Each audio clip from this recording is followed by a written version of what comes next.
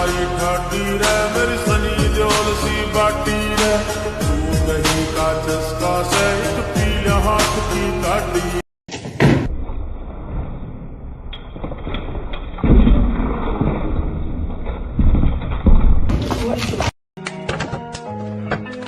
Cameraman जल्दी focus करो। ये कोई शक नहीं मेरी चेक नहीं बीबा जट दिया चले लगे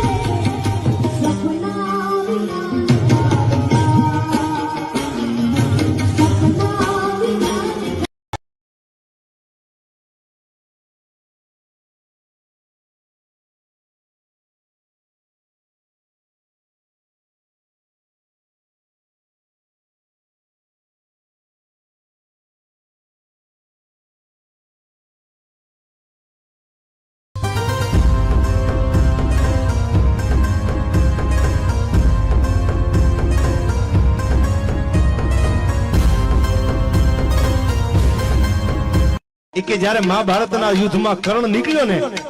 ત્યારે ભગવાને અર્જુનનો સારથી બનેલો અને કૃષ્ણ પરમાત્માએ અર્જુનને કીધું હતું કે અર્જુન આ બધાને હરાવાયમાં નવાઈની વાત છે જ નહીં, પણ જોજો આ કર્ણ કરા ફાટશે એને એક હરાવો ઈ બહુ